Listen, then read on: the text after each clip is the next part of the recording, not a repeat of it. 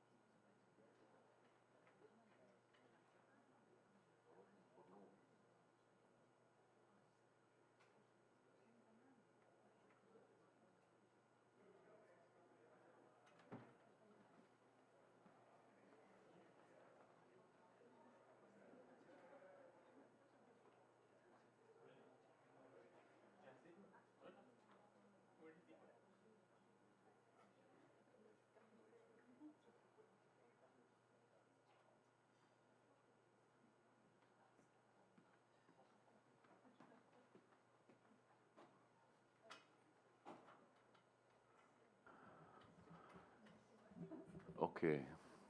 Good afternoon, everybody. It's my pleasure to open the fourth session for today. And I am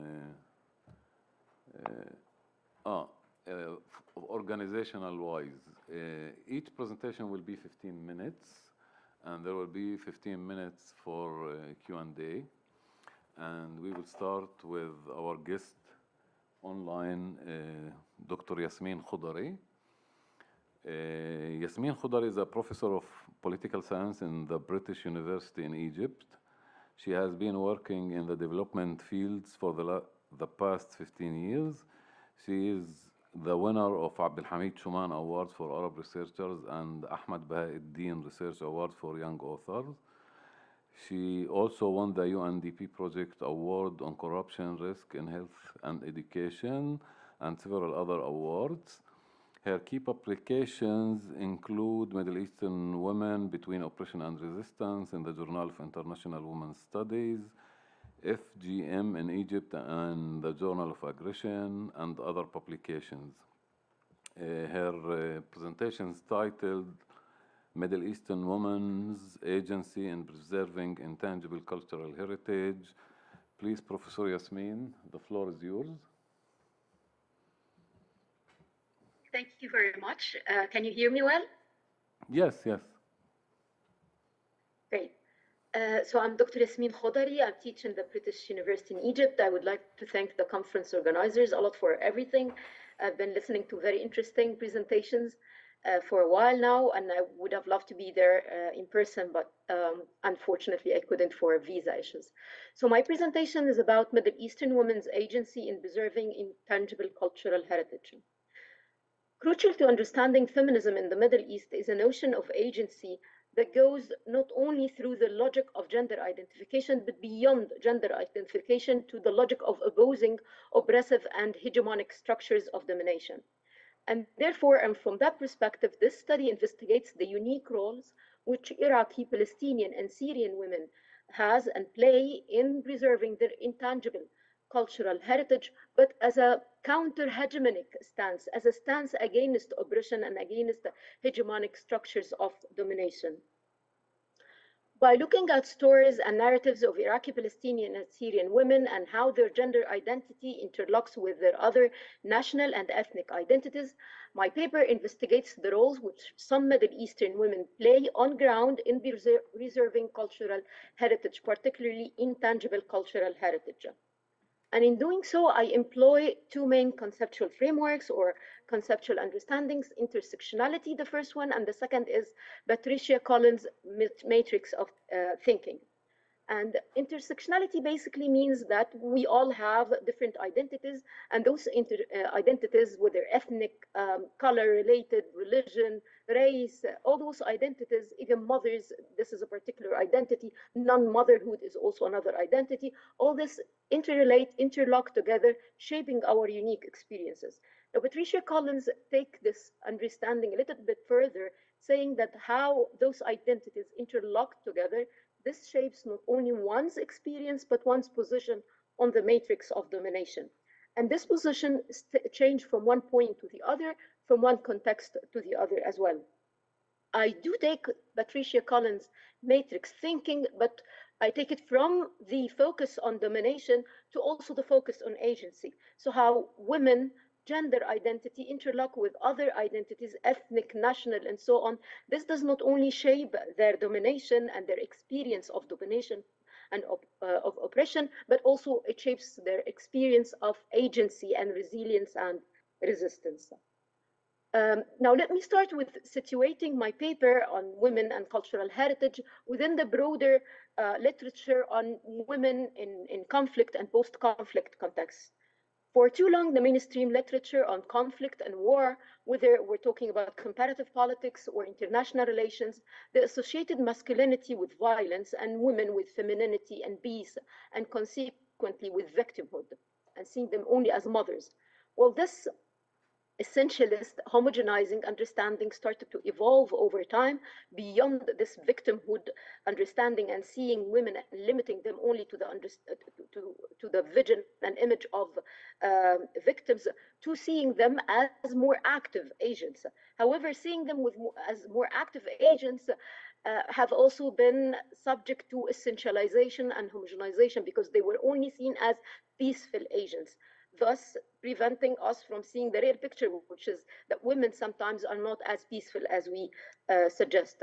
Now, the same understanding and evolution of literature occurred when we're talking about women and their role in preserving cultural heritage. So the literature on cultural heritage preservation, particularly intangible cultural heritage preservation, either disregarded women and saw them as victims and they do not really have major role in preserving intangible cultural heritage, or when they started to see them and to see a role for them, they saw this role through the patriarchal culture and gender stereotypes.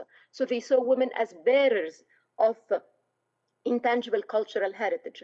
So they are bearing this heritage, intangible heritage, and they are passing them as mothers and through child rearing to their children and to the whole society, which again deprives us from seeing the real picture, from also contextualizing the experience of women in times of wars and in post-conflict context, and what do they do on ground really to preserve intangible cultural heritage, which sometimes, yes, it's true, through motherhood and child rearing, but also sometimes beyond this.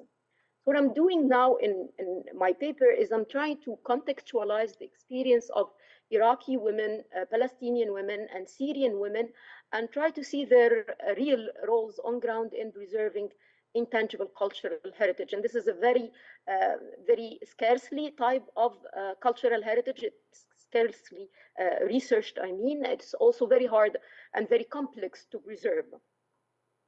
When I say intangible cultural heritage, I mean, for example, cultural practices, I mean rituals, I mean also knowledge. All these are categorized as intangible cultural heritage. Now, Iraqi women, particularly Iraqi Shia women, they had a very unique way of preserving their intangible cultural heritage. And under the closed and oppressive regime of Saddam Hussein, this role was very much clear and really symbolized their activism through the rituals and the practices related to the Battle of Karbala. Iraqi Shia mothers look up to the mothers in the Battle of Karbala who have been symbols of bravery, who have lost their sons, whether lost more than one son, like al-Banin, who lost 4 of her sons, or Ramla, the mother of al-Qasim, and Rabat, the mother of Abdullah, who lost 1 son. So they look at them and they tell and retell the story of Karbala and the Battle of Karbala in order to instigate a sense of resistance and resilience and steadfastness against the oppression that they were exposed to as a Shia community under the reign of Saddam Hussein. Now, the mourning practices associated with the Battle of Karbala, or what's called Karbala paradigm, or Ashura assemblage, also have a political connotation in creating and consolidating the Shia community and the Shia identity. Thus, when the practices of related to Ashura and related to Karbala were completely deprived and prohibited by Saddam Hussein, the women started to hold those mourning practices and to hold those rituals inside their homes, thus contributing to creating and not really creating, but rather consolidating and emphasizing the Shia identity and their sense of community inside Iraq. In the same sense, Iraqi Shia mothering and child rearing over religious and cultural narratives and rituals of the Battle of Karbala should be interpreted as a political action. This is not only mere motherhood, this is not only mere child rearing, this is actually a political action from the side of the mothers, trying to teach the children that every day is Karbala, every day is Ashura, thus seeing their real life as a continuous battle in the face of oppression and in the face of domination by the Ba'athi regime. So here the power of telling and storytelling is very much important, where mothers start to tell and retell the story of the Battle of Karbala and to tell and retell the meaning of the rituals and the meaning of the practices. And in this, they are doing what Sayyida Zainab used to do in terms of jihad of words. Sayyida Zainab was the first woman who started the mourning practices, and the mourning practices were taken after her. And as Cezanne says, if it had not been for Sayyida Zainab, the story of the Battle of Karbala would have never reached us. So what the women, the Iraqi Shia women are doing is that they are telling and retelling the story of the Battle of Karbala and of resistance and resilience and of fighting oppression and relating it to the daily life of the Shia community in Iraq. Now, moving to the second case study in my paper, which is the Palestinian women and their roles in preserving their intangible cultural heritage. This is a very unique story and a very unique case study, because basically Palestinian women were caught in indefinitely in anti-colonial resistance since the very start, which was unleashed against the Israeli occupation. In her letter, Best Wishes from Gaza, the writer Mona El-Farah highlighted that Israelis' aim is to uproot us, to destroy our culture, and to deny our very existence on this land for thousands of years. Thus, Palestinian women see preserving their cultural heritage, intangible cultural heritage, as a form of cultural resistance to prevent the occupation and the Israeli forces from eliminating their culture. Cultural resistance including, for example, singing folkloric songs, sewing the traditional dresses and traditional costumes, painting ceramics, writing stories, producing documentaries such as This Is Not a Living, or by Alia Arzogli, or 3000 Nights, by Taghreed El-Gaza, and other movies as well. In all those movies, they are telling the stories of the Palestinian community and Palestinian women. Thus, in a sense, there is a similarity between them and between the jihad of words or the storytelling in the Shia Iraqi community. Against the Israeli occupation, which rename, pain, and nullify their abuses to the Palestinian community, the voices of the Palestinian appears through women's songs, arts, poetry, scarves, making many scarves. In doing this, they are telling their history through art, storytelling, narrating their hard realities. Palestinian women are challenging the domination of knowledge. If what the Israeli want to do is to dominate the knowledge, is to dominate and monopolize the discourse, what the Palestinian women is that they are trying to reflect their own part of the story, their own part of the discourse, through making their culture alive. As Lina Abu Jarda says, doing their art in itself can be a form of resistance. It can light up hope, it can renew passion, and it can evoke sympathy. It's all about keeping the dialogue about the Palestinian and Palestine alive. We have to be there, share our story through the media, to take part in the mainstream media, and we have to realize that we have the power to do this. So they see the cultural resistance and art as part of their resistance to domination and countering the hegemonic rule by the Israeli. The Palestinian embroidery or hiyaka tradition is also another form of intangible culture which the Palestinian women are trying to preserve. It provides Palestinian women with an opportunity not only to preserve their culture, but to gather around it and share moments and tell and retell their stories and keep our cultures alive. Thus, they are not really keeping this art and keeping this embroidery craft alive, but they are also with it and within it, keeping their own story alive as well. This can be explained through the idea of Palestinian sumud, or steadfastness and resilience. Well, there is no particular definition for sumud because everything that the Palestinian community are doing and Palestinian women are doing reflects their sumud, reflects their resilience, reflect their insistence to remain and to defy the role of the Israeli forces to uproot them and to uproot their culture. As I've talked about the two first cases, I'm moving now to the third case on Syrian women's roles in preserving their intangible cultural heritage.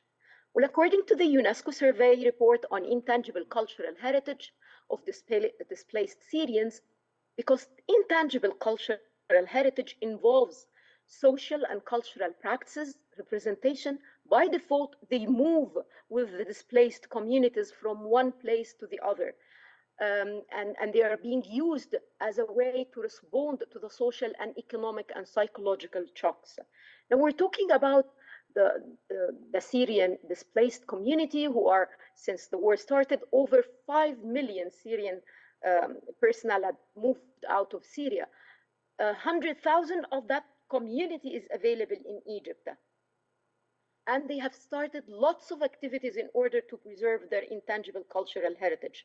Lina Kassah is the founder of the Syrian Kitchen or the Syrian Cuisine project in Egypt called Olive Oil, through which they are documenting their recipes. They are sharing the recipes around with the Syrian women. They are also making those recipes and selling them. Thus, they are not only preserving their intangible cultural heritage, but they are also engaging in income generating activities for the Syrian refugees and Syrian displaced community. Another example of women's roles in preserving intangible cultural heritage is what the journalist and writer Suad Gross is doing through documenting the history of Hamawi crafts so that those crafts do not die.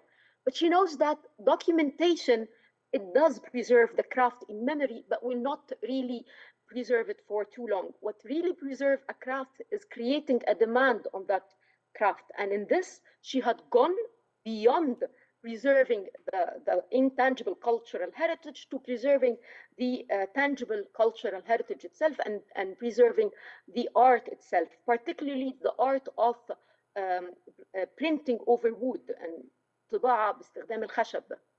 This has been done through her Wolfie initiative, where she started to bring people together, women together, to teach them this craft and to create a demand over it through modernizing this craft and through making modern crafts out of it and modern printings out of it and selling it to the youth everywhere. In this, she has not only preserved the intangible cultural heritage, but also engaged the Syrian women in income generating activities. Another third example of Syrian women's role in preserving intangible cultural heritage is an initiative called Crude Rags or Fagget Khorat, which is another art related to the Syrian community, and it's very much related to the Hiyaka, which is associated with the Palestinian people and Palestinian women. Fagget Khorat is a crude rag initiative which involves so many women together using rags and using old rags and putting them together or making new rags, using hook in doing that, using their hands and doing handicrafts in doing that. And in that, they are also, again, reviving the Syrian know-how on this craft and also creating income for the vulnerable and for the marginalized, displaced Syrian communities. So to conclude, my paper discussed context-specific experiences of Iraqi, Syrian, and Palestinian women in preserving their intangible cultural heritage as a counter-hegemonic stance against domination and against oppression and against violence. In doing this, their identities interlocked together, their gender identity interlocked with their national and ethnic identity, playing a role in stemming and in consolidating their agency and in showing their agency. And while the Iraqi women, Iraqi Shia women, their gender identity interlocked and was interrelated with their ethnic identity, we find that the Syrian community and the Palestinian community, the women's gender identity interlocked with their nationalist identity, providing and producing unique experience for everyone. So the Iraqi Shia women played essential role in resisting oppression through employing the religious practices and rituals associated with the Battle of Karbala and Ashura to make sense of their surrounding political violence and to respond to that violence and to maintain the sense of Shia identity within the Iraqi community. On the other hand, we find that Syrian women emphasized their nationalist identities through, for example, making documentary and documenting the crafts that they were working on, sharing the stories, documenting recipes through the Syrian cuisine, and many things else. When it comes to the Palestinian women, they again emphasized their gender identity as well as their nationalist identities in preserving their intangible cultural heritage through, for example, singing folkloric songs, sewing and hiyaka, arts, the scarves making, producing again documentaries and movies on the Palestinian stories and Palestinian lives and Palestinian oppression that they are exposed to, thus making their history and their culture all the time alive against the tendency by the Israeli domination to eliminate their culture. We have seen different experiences. I hope I've not exceeded my time. Thank you very much for listening to me. Thank you, Dr. Yasmin, for this really. Thank you, Dr. Yasmin, for this really intriguing presentation and this comparative perspective that usually we don't have this comparison between these three different communities. Through the presentation, what came to my mind is it enough for us to voice this, the agency of these women, and is it enough to frame them as anti-hegemonic, or we need to take it one step further and ask how we could gender the theory itself and go beyond the limits of the theories that dominate the cultural heritage sciences, and including anthropology and archaeology and all these. And this is a question: what type of opening does these practices of these women open in the theory itself? Not only as specific cases of resistance, but also as resisting for us academics, if it could open for us new horizons of thinking through gender lenses through these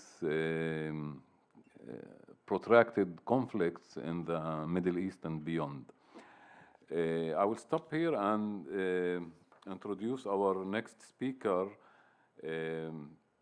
Ms. Eleanor Childs. Eleanor Childs is a first-year PhD candidate with a background in international relations and focus on the Middle East, specifically the Levant. Her current research utilizes feminist international relations frameworks to integrate the gendered nature of the international destruction of heritage and the gendered consequences of heritage destruction for ethno-religiously diverse Syrian and Iraqi women. Her thesis questioned the validity of excluding gender from international recourse to international heritage destruction, particularly in the context of Islamic State and Syrian and Iraqi conflicts. She has worked as a research assistant at the National Center for Excellence for Islamic Studies, University of Melbourne, and the Alfred Deakin Institute for Citizenship and Globalization. Eleanor, the floor is yours.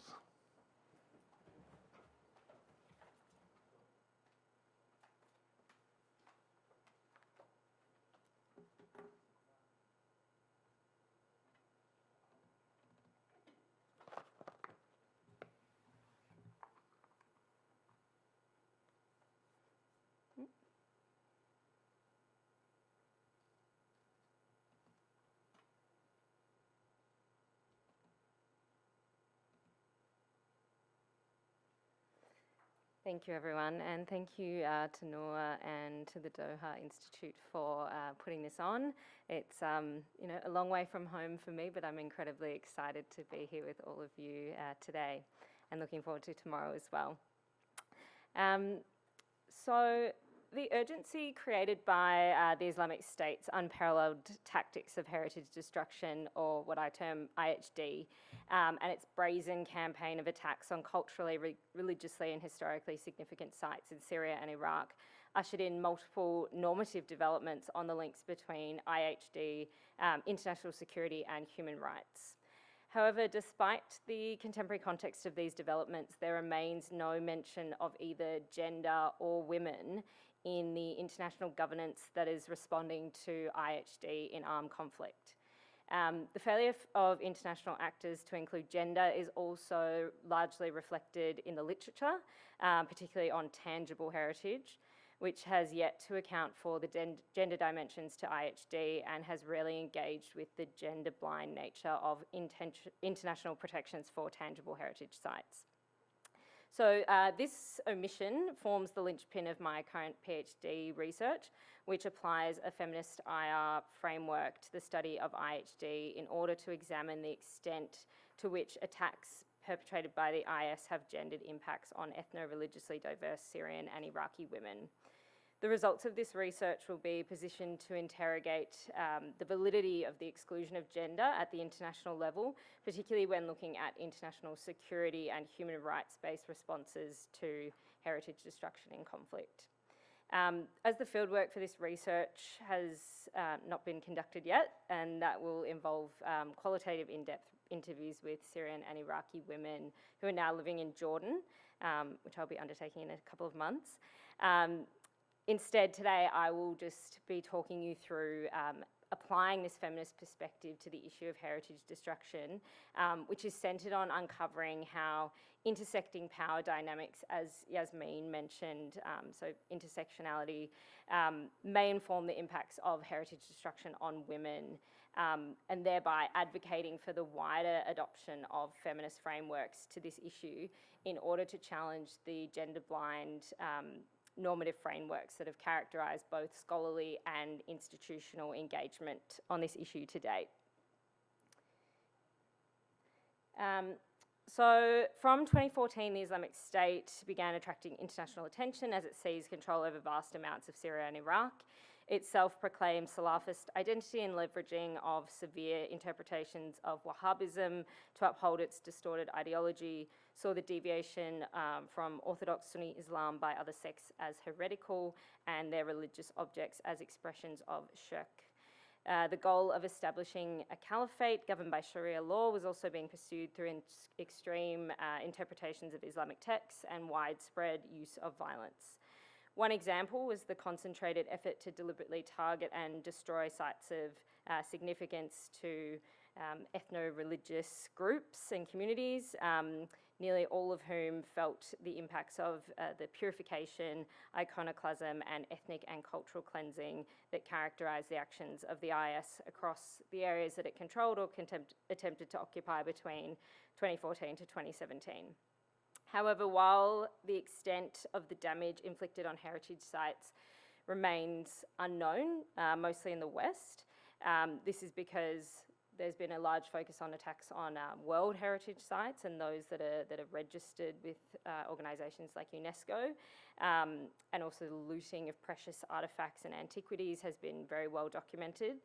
The level of destruction against lesser-known sites, including those belonging to communities such as Yazidis, Christians, and Shia, is only an approximation.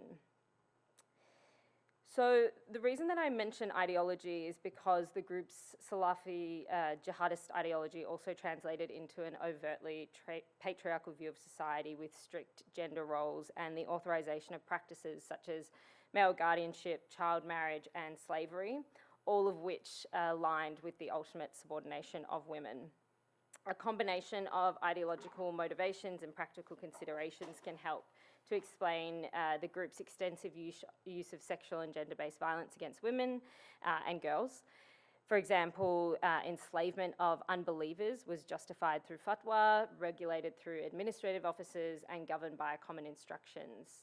However, alongside these authorised rules, widespread practices of sexual slavery and violence, including torture and gang rapes, also occurred, a small portion of which was seemingly policed by the IS.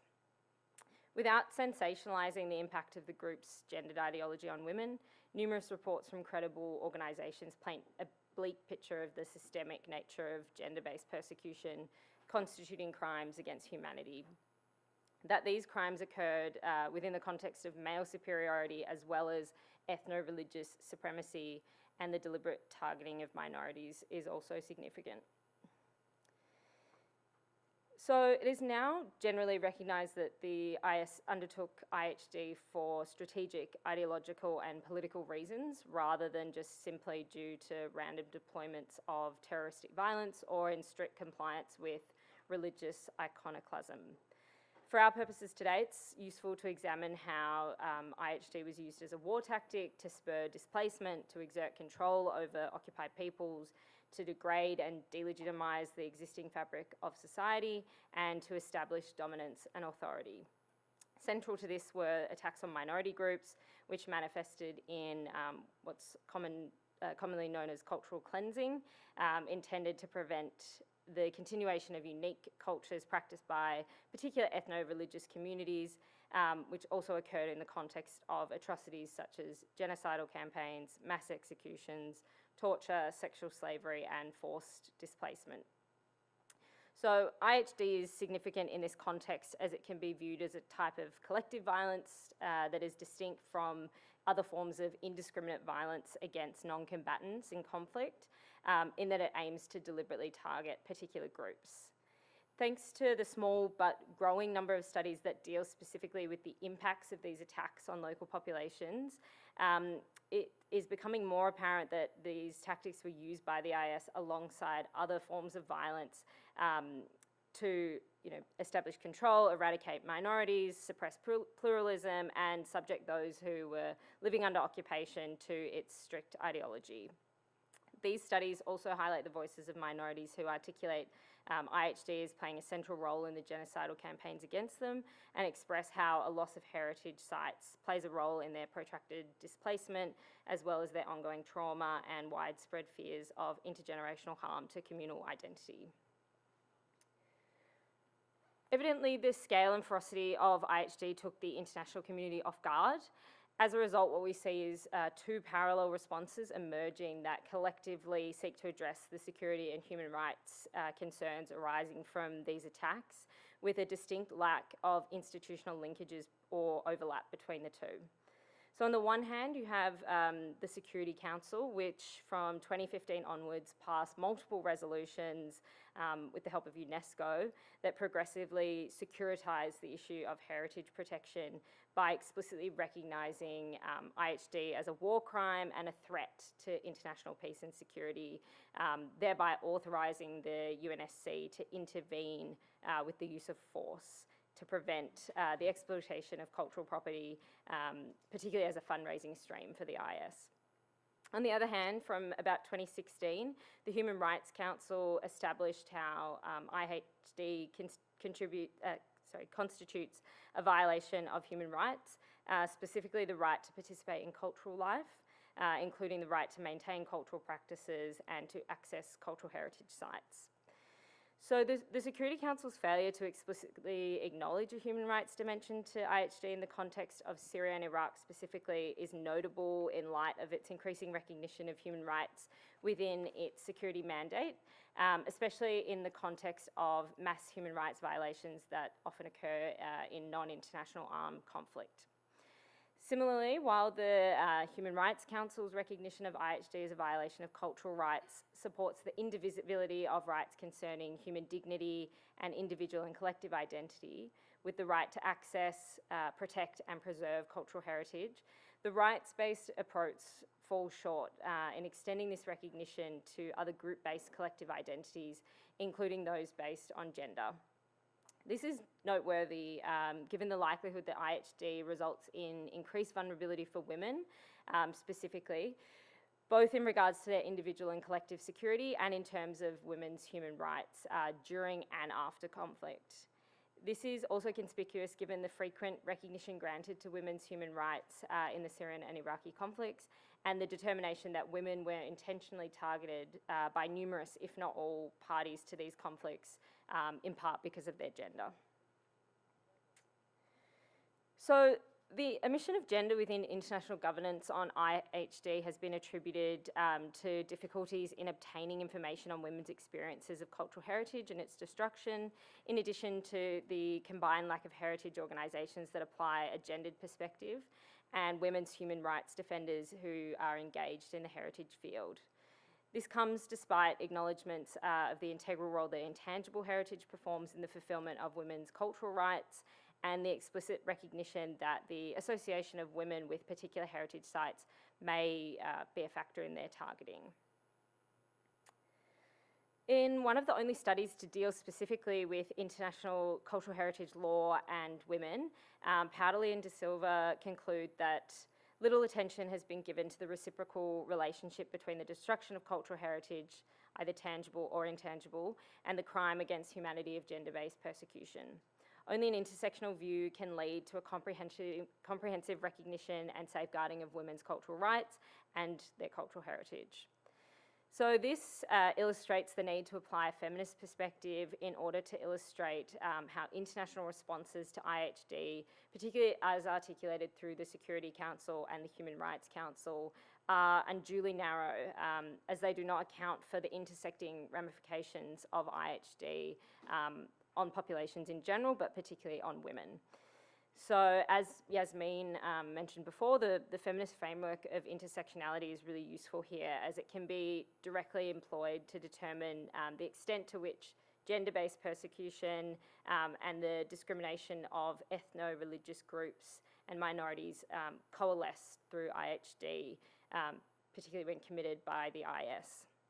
So an intersectional analysis involves studying these different identity systems that are based on hierarchies involving race, ethnicity, religion, and so on, and how they intersect to create these complex junctures with consequences at the individual local level to the very global.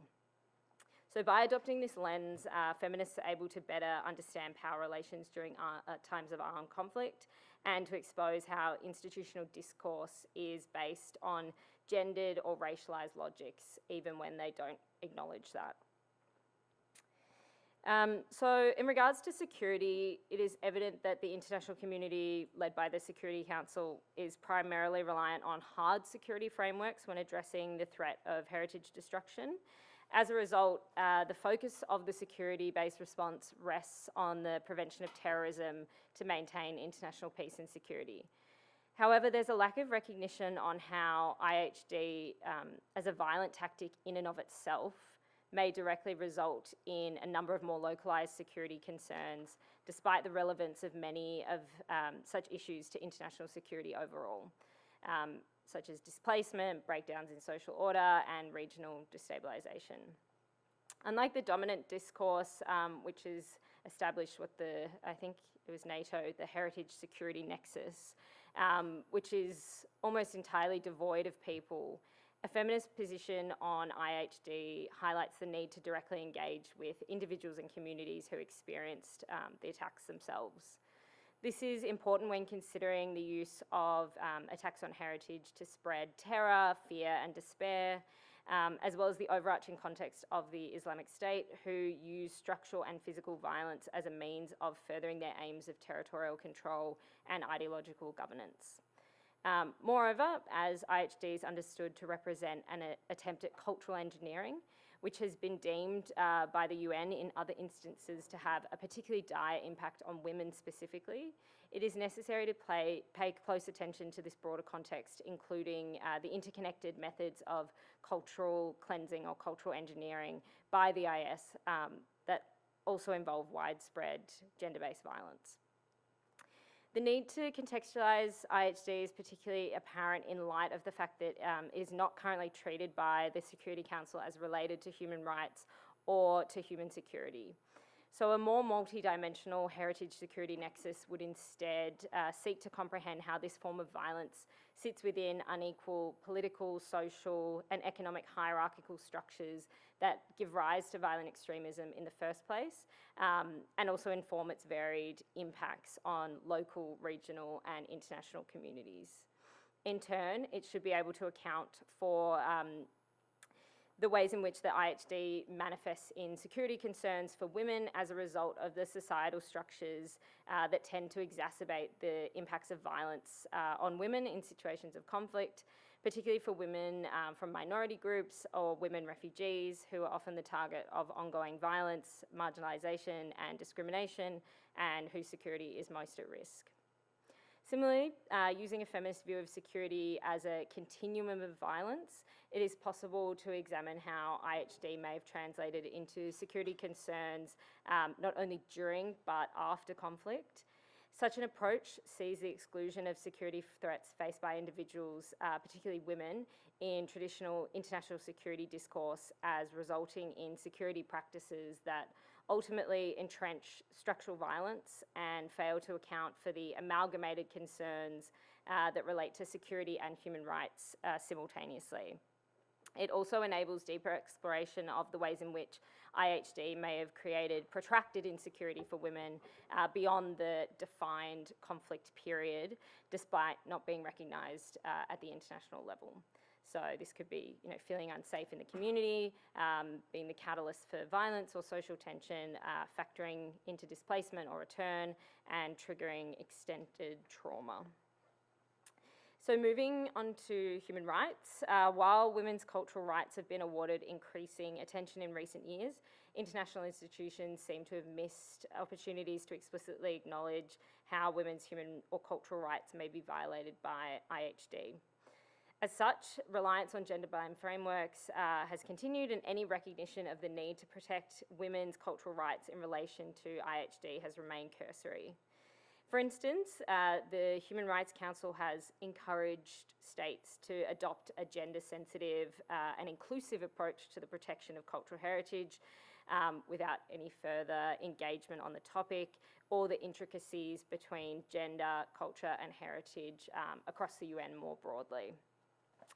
So as a result, what we see is that these essentialist views on women and culture continue to pervade institutional discourse, which simultaneously perpetuates one-dimensional understandings of women as victims and yet fails to comprehend the intertwined elements to their suffering. Concerningly, there does not seem to be any momentum geared towards rectifying this, despite broadly accepted views that IHD can constitute a direct act a direct attack on specific groups, and separately that increased group vulnerability often results in serious implications for women's physical safety, women's rights, and their tenuous societal positions. This is most apparent in this context when looking at the violent campaign waged against the Yazidis, which was overtly gendered and involved the selective targeting of Yazidi women and girls, which has been described by credible human rights bodies as genocide and ethnic cleansing. It is therefore regrettable that the international community has neglected to consider whether violence in the form of attacks on Yazidi sacred sites by the IS may have also aligned with the group's gender-based persecution of Yazidis, especially given the characterization of IHD as cultural cleansing and potential evidence of genocidal intent. So arguably the dominant discourse on IHD remains ill-fitted to the idea that attacks on heritage sites may cause harm to women by violating their cultural rights. This likely stems from the preoccupation at the international level with the idea that culture acts to restrict women's ability to enjoy a number of their fundamental rights, without paying adequate attention to the ways in which culture can actually be empowering for women and contribute to the realisation of their human rights more broadly. So UNESCO briefly recognised the fundamental role that cultural heritage can play in empowering women in the context of the destruction in Aleppo. However, the mainstream is still quick to view culture rather than the loss of culture as a barrier to women's rights, particularly when we're looking at majority Islamic countries like Syria and Iraq. Furthermore, given the likelihood that IHD simultaneously affects women on the basis of their gender, their religion, ethnicity, culture, nationality, and so on, it is clear that the treatment of gender as an add-on category by bodies such as the Human Rights Council cannot meaningfully account for the broader subordination of women or the myriad of ways in which intersectionalized hierarchies result in multi-layered human rights concerns.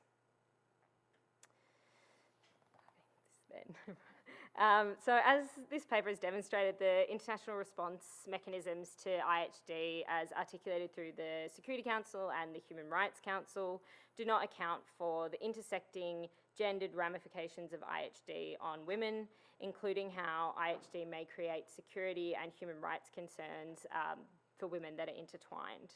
This is arguably only a symptom of a much larger issue across the UN and its problematic practices of gender mainstreaming that consistently falter in achieving real progress for women by failing to grasp the complexities of their lived experiences.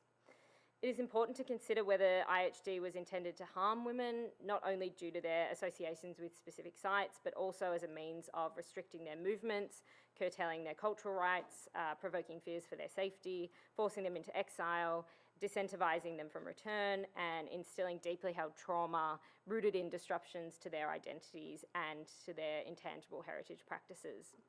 It is also important to look at the enduring consequences of IHD in Syria and Iraq, which must be contextualized within the broader disputes over territory, a lack of essential services and infrastructure, the impoverishment of families and entire communities, and mass displacements that continue to impact the region, each of which can be said to have a specific, if not exacerbated, impact on women. I look forward to sharing the results of my fieldwork with you all on how women themselves narrate these experiences of heritage destruction and the ways in which gender and other intersectionalities may be tied to their immediate and ongoing concerns. This will open the possibility of interrogating whether Syrian and Iraqi women perceive IHD as driven by that combination of cultural and ethnic cleansing and or gender-based persecution. I firmly believe that research centred on women's voices will be integral in reshaping the discourse on heritage destruction if future efforts by the international community are able to recognise and respond to the actual needs of those who have experienced intentional heritage destruction firsthand and who are forced to continue living with the aftermath. Thank you.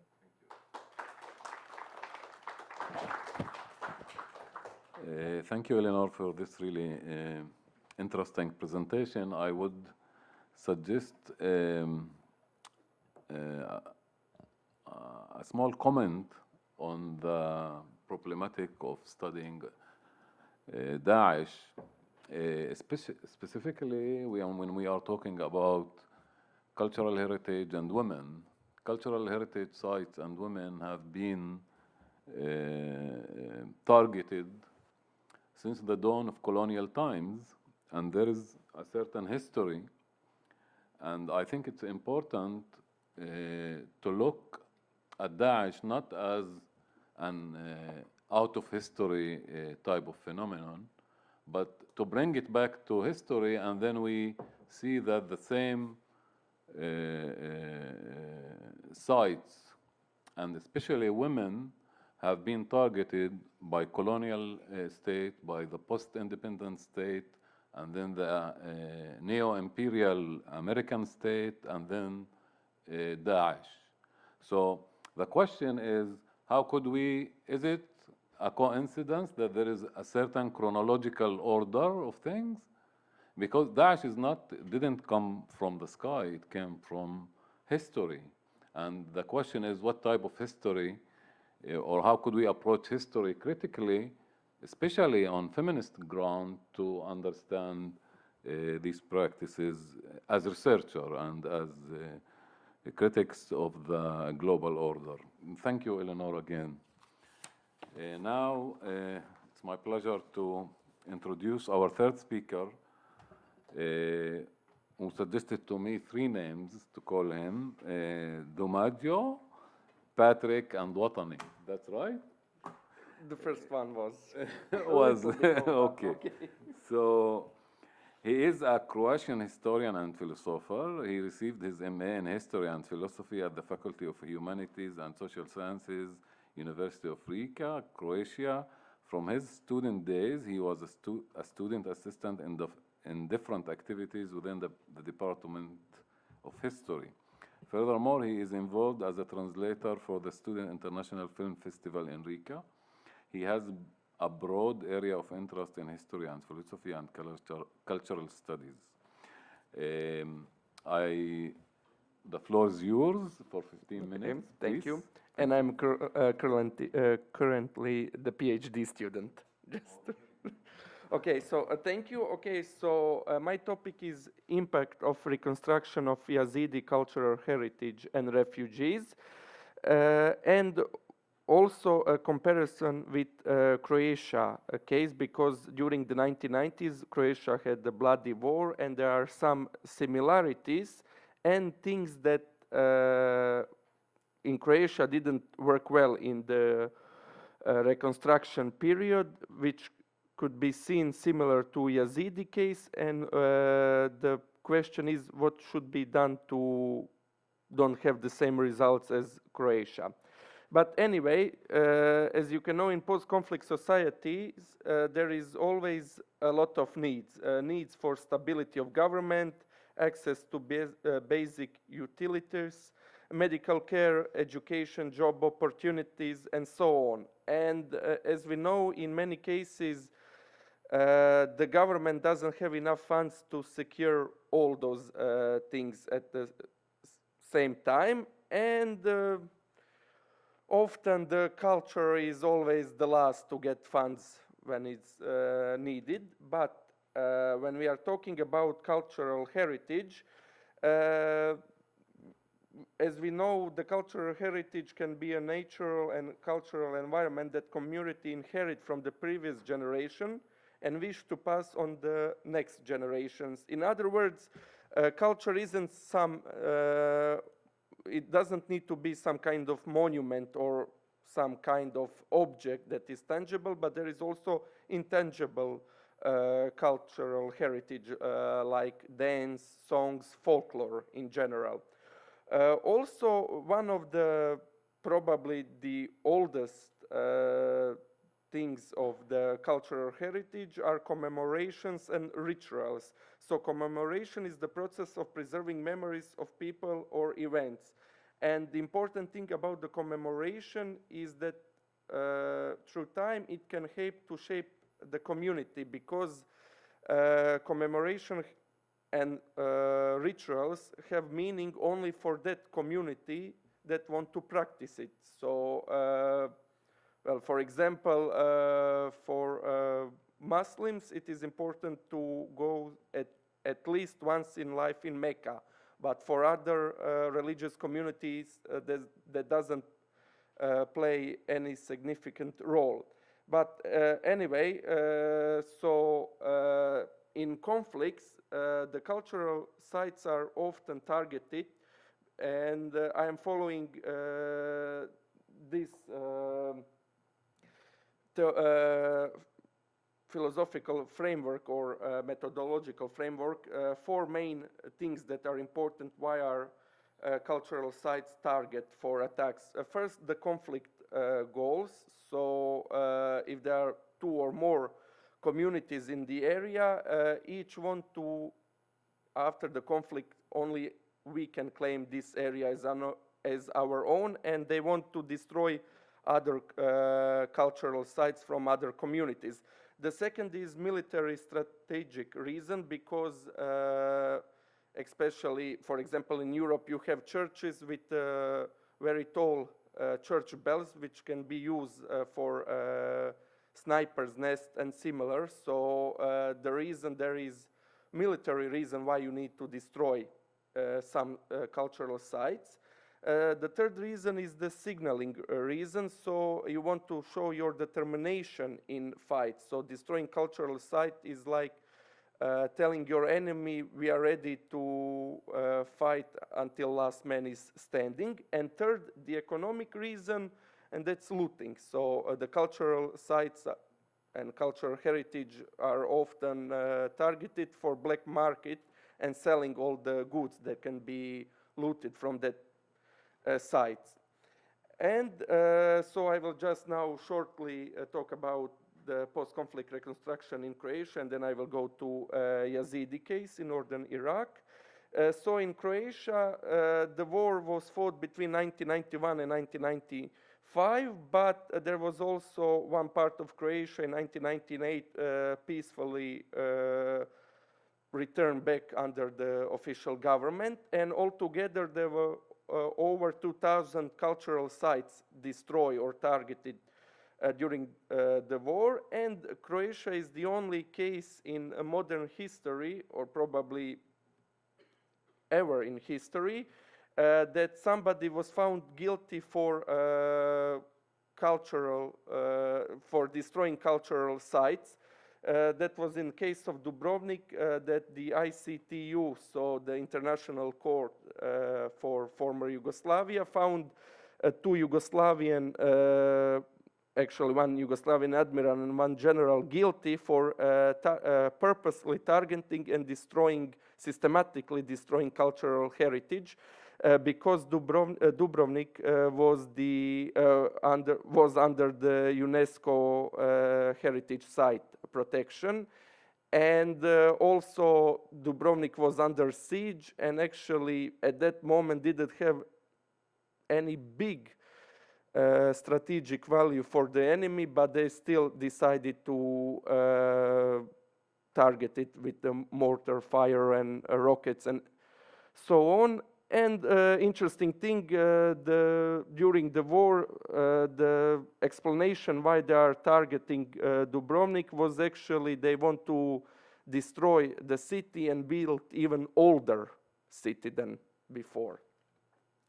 So these are a few pictures how Dubrovnik looked in 1991. Today it's most famous for being the set for Game of Thrones, if anybody cares. Also, the other things targeting for the destruction was in Šibenik. This was a cathedral, and it is also under UNESCO heritage site. And the Vukovar, the town in eastern Croatia, which was probably destroyed the most during the war. And so not only the church, but also the industrial sites were targeted in Vukovar, and even every street was actually in ruin. And this is how today look at that same street and the church. But the problem was that after the war, Croatia government put a lot of money around, well, over €500,000 to reconstruct all these destroyed cultural sites and housing.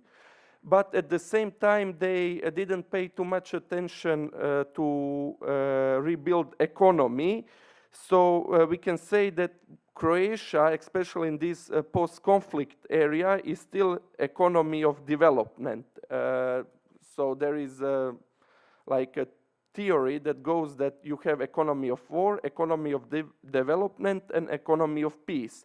And that the final step is to go from the economy of development to economy of peace, to say finally this area is, well, past the reconstruction period and the conflict period. But in Croatia, it's never happened. So right now, for example, Vukovar has less than 22,000 people. Before the war, the major factory in Vukovar had 28,000 workers. And also in the other area of Croatia, the only area that successfully, let's say, rebuilt and survived the war was Dubrovnik because of tourism. Strong tourist sector in Croatia. But except that, so my point is that in Croatia case, you can have a good will and you want to help people, but if you don't look the society as a whole, not only the cultural part, but cultural, economy, and everything else as one unit, and you develop only a part of it, in this example in Croatia, cultural, and you don't develop at the same time economy, you will lose the population. That's why the Vukovar is the good example of that. And in the case of Yazidis, so our colleague talked a lot about what's happening in the Syrian civil war and in Iraq. So ISIS also targeted Yazid as one of the smaller communities, ethnic religious community in northern Iraq. And you can see their temples of Yazidi before and after the conflict. After the ISIL was expelled from the Sinjar region and northern Iraq, people started to rebuild their temples, and also their most important site is over here, Lalish temple, which is for Yazidi community. At least once every Yazid should come in this temple to pray and do his religious rite. But the Iraqi government and in the international funds are helping rebuild these cultural heritage sites, but at the same time nobody is talking what to do with the economy of the area and how to help people to stay there, because I mean, Yazidi can live anywhere in the world and visit this temple once a year, and that's it. So like the real question is how to keep people still there. So because you can build temple wherever you want, but if you don't have the people who are going to visit the temple and stay in the area, you have only a few rocks put together that are temple. So to sum up, some of my recommendation would be, first of all, stability.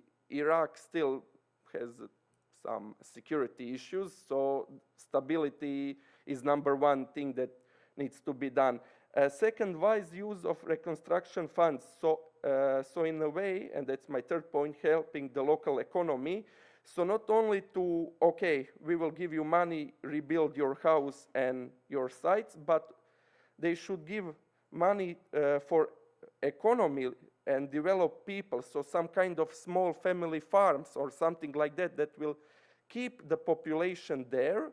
And so they can, when there are commemoration and religious festivals, they can sell from their local farms products to the people who are coming and visiting them. So in the same time, you are developing a tourist industry and tourist sector by keeping people to live there.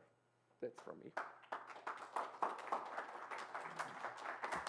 Thank you, Patrick. This is really an intriguing comparative presentation. I have only one comment that keeps haunting me in these cases. When does the conflict end, and when does the post-conflict start? The three categories that Patrick introduced, at least in the cases that I'm familiar with, I'm not familiar with the Yazidis, trauma never ends for these communities. And it is really challenging, not only a research question, the temporality of the trauma and the temporalities of the conflict are really issues that we need to tackle and not take for granted according to international frameworks. But again, I'm opening it as a question. I have no answer for that. And for me, at least, the trauma doesn't end. I can't talk about post-trauma. Now, the conflict, maybe from a political science or an international relation, we could say, okay, they have an agreement. But for the real living individuals, it seems to me we need to look for other frames of reference. Thank you, everybody. And now I open the floor for the audience for questions. If I may. Yeah, of course. Yeah, go ahead. So I think that what you said, it's important to notice that there is no blueprint for post-trauma, post-conflict. So like you can have two conflicts that were similar in size, time, casualties and everything, but at the same time, post-conflict, what will happen can be two different stories. So I think that's probably the biggest problem why we cannot find the answer for that question, because there is no blueprint for it. Yeah, okay. Thank you. Please say your name before speaking. Go ahead. You? Go ahead. Oh. Yeah. Thank you. My name is Bijan Rohani, Yeah. and I have a question for Dr. Yasmin Khodary. I hope she's still online. Yasmin, are you still with us? I am still online. Yeah, yes. yeah. Hi, Go ahead. Dr. Yasmin, Bijan here. Thank you very much for your presentation. You presented 3 case studies on Iraqi women, Palestinian women, and Syrian women. I have a question about your case study on Iraqi women. As we know, unfortunately, Iraq has been through many conflicts in the past decades, starting, or maybe we can go also beyond the 80s, but starting with Iran, then Kuwait, first Gulf War, and then 2003 invasion and occupation. So unfortunately, a long period, and then Daesh, ISIS, everything. We know the history. Unfortunately, that has been a very prolonged period of conflict. So my question was that if the role of Iraqi women has been evolved or changed through these prolonged conflict periods, or still are you seeing them within the framework of traditional heritage like Ashura or Imam Hussein or the story of Karbala? Has there been any new role of Iraqi women with regard to their heritage? Other colleagues today presented reconstruction projects in Mosul or other parts of Iraq. What is their contribution? What is their participation after this long period of different conflicts, I would say? Thank you. We can take other questions. Go ahead. No, you choose. My question is for Eleanor. Could you please say your name? Sorry, Aurora. My name is Aurora. My question was about you essentially criticized the United Nations Security Council for not incorporating gender and cultural rights into their legislation. But I was wondering more generally if you think that the United Nations Security Council is the right form to do that anyway, seeing as its mission and its mandate is only security related. Thank you. Okay, let's take My name is Ghattas. I also have a comment to Eleanor, which is about the refugees in Jordan. If I understood you correct, you will do your field work 2 months in Jordan. And I do suggest you think twice, because the refugees who left Iraqis and left Syria, they are detached from their original cultural heritage. And as we know, they will establish something which we call homesick feelings. And this is not really correct, because they start to fantasize things. So you have to take in consideration this point. And the other one, if you have the chance to travel to North Iraq, as for example, the Kurdish part, it's quite okay. And don't forget, Iraq is a huge multi-ethnic nation. And if you are talking to a woman who is Shia, not necessarily it represent the Sunni or the Christian or the Yazidis. So if you want to have a proper questionnaire, it should include everyone. And the same also with Syria. Thank you. Thank you.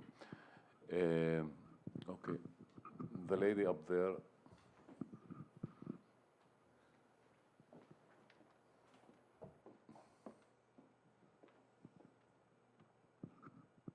Thank you. My name is Ruth, and this is also a question for Eleanor. And I think, judging by the number of questions you're getting, it shows just how important the work that you're doing is. I thought it was terrific, actually. I think it's a terrific topic. And I guess it sort of feeds into the way women are also not included in town planning or in architecture. You know, women are so often excluded from these kinds of things, and heritage is just another example of this. And my question sort of builds on Aurora's question, really, because obviously the work of people like you is going to be incredibly important for shedding light on this really big gap, big mistake, big misstep, whatever you want to call it, exclusion. But how else do you think that this might be changed or light shed on it? Will it be through getting UNESCO to change the gender balance within their own institution, though I think it's pretty good from memory, but sort of other sort of suggestions? I mean, I guess this will come out as you work through your PhD, but I'd be interested in hearing your thoughts now. Thank you. Thank you. Any other questions? Okay. So let's start with Yasmin as one question, and then we move to Eleanor and Patrick. Yasmin, are you with us? Yasmin?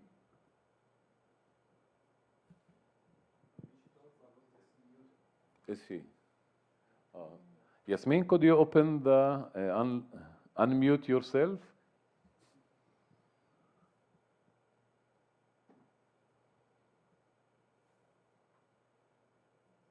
Yasmin, could you please unmute? She's not hearing. Okay, let's start with Eleanor, and then we'll see how we will proceed. We have, according to the signals that I'm receiving from Noor, we have 5 minutes all in all, and then proceed into the keynote. So please, as brief as you could. Sure. So I'll briefly start with the Security Council and the comments that I was making. I think it's a really important difference that you brought up with your question, because while I was criticizing the Security Council for their security frameworks, I would not suggest that the Security Council is the right model or the right mechanism to be dealing with women's security as a result of attacks on heritage. I was more pointing out the fact that a reliance on traditional security frameworks that revolve around, you know, the prevention of terrorism and violent extremism actually miss the more multi-layered nature of these threats, and they exclude the local dimensions to these threats. And they also often end up with what I mentioned at the start of my presentation, which is the use of force and militarized interventions as a response, which, as we know, in other instances also has a disproportionately bad impact on women. So by no means would I be advocating for the Security Council to, you know, have additional powers to intervene to protect women with the use of force in these sorts of situations. But I think it's really important to look at the frameworks that are being used and to question them from those feminist angles, and to look at how, what the pitfalls are from relying on those traditional frameworks, and then working towards looking at where those gaps are and where those openings could be to deal with security and human rights concerns together. I also think at this stage, I'm hesitant to even suggest that the UN would be the body at all for that, particularly with what we've seen with the Women, Peace and Security agenda. I think that has been problematic from the get-go, with limited success stories that usually come from local communities themselves rather than from the top-down implementation from the UN. So I think there's a lot of work that needs to be done on gender and women, and I see little glimmers of hope. One being, so this sort of actually answers the second question as well. One being the special rapporteurs in the field of cultural rights, who have all the last 3 mandate holders, Farida Sharid, Karina Benoun and Alexandra Zantaki, have all produced reports that have been much more engaged on these intersectional questions, and looking at these one-dimensional views of women as victims, and trying to reframe that narrative to look at the importance of culture for women, the transformative nature of culture to engaging with women's other human rights. and also looking at the threats to women's cultural rights and really bringing that to the fore, a lot of which revolves around violent extremism, fundamentalism, and extremist ideologies, with really great details about how they curtail women's rights. They just haven't made that next leap to recognising how attacks on heritage themselves could pose that same threat as what they've detailed of all these other manifestations of violent extremism that do curtail women's rights and freedoms. And then also they were behind establishing this human rights-based approach to cultural heritage attacks in the first place. So it just seems like all of the work is there. There's just nothing at this stage that is linking those two frameworks of, you know, the importance of culture for women, the need to take attacks on women's cultural rights seriously, the need to look at heritage attacks as a violation of human rights, and then just actually tying those all together. Okay, Eleanor, sorry, I have to stop you here because we are limited with time. Patrick, do you want to? No? I will give the last chance to Yasmin before closing up. Yasmin, are you with us? Yes, I'm still here. There was one back. question for you, if you could, in 1 minute, please, briefly. Yes, very quickly. Now, my study to women's roles in preserving intangible cultural heritage basically comes as part of my broader project on looking at women's roles in post-conflict reconstruction and in peace building. So I look at these women's roles as part of a bigger picture. So yes, there is a huge evolution in the roles of women in peace building and in post-conflict reconstruction in Iraq, if Iraq is ever post-conflict, and if we can say that they are. But they have gone beyond preserving intangible cultural heritage. The focus on preserving intangible cultural heritage was associated with a particular momentum of time under the reign of Saddam Hussein, where the Shia community were exposed to oppression and were exposed to violent attacks from the side of Saddam. Thus, they had to protect their intangible cultural heritage, and they had to overemphasize it as a way to respond to the domination available and oppression available.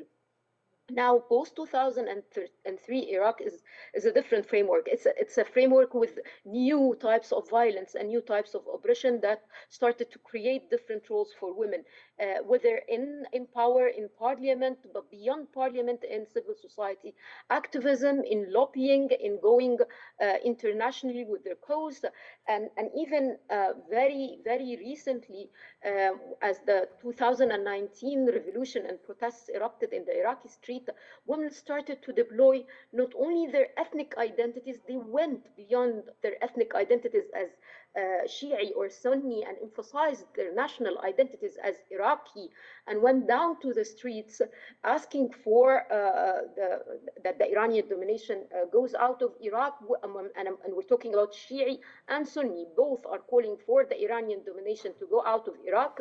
They are calling for a better Iraq, for less corrupt Iraq, for job opportunities. So they are going beyond their ethnic identities and emphasizing and pressing on their national identity. This brings me back to the moderator's question on how about we move on to creating our own theories, anti-hegemonic theories that give a role for gender and for women that really reflects agency and what comes on ground. And I think that Patricia Collins, as a Black feminist, she's giving us part of the issue. And I'm not going to disregard her ideas for the fact that she's Western. Yes, she is Western, but she has also been exposed as part of Black feminists to exploitation, to colonialism, and to oppression. So she's giving us the matrix of domination and how the matrix of domination, I'm taking this forward to the idea of matrix of agency, which I think is a little bit of a contribution to her theory, because I'm now looking at the interlocking and interacting identities, not only as a source of domination, identifying where we are on the domination matrix, but also identifying where we are on the agency matrix, emphasizing certain identities which also change by time. So at one point we can emphasize the ethnic identities and it's interlocking with gender. At another point of time, which is the current point of time in the Iraqi history, for example, women are emphasizing their nationalist identities as Iraqi, calling for a better Iraq, for no corruption, for a more representative government, which is giving us like a different part of the story. I hope this is answering. Thank you, Yasmin. This was excellent engagement. I thank everybody. I thank the speakers and I thank the audience. And I hope you enjoy the keynote lecture and the dinner after. Thank you, everybody.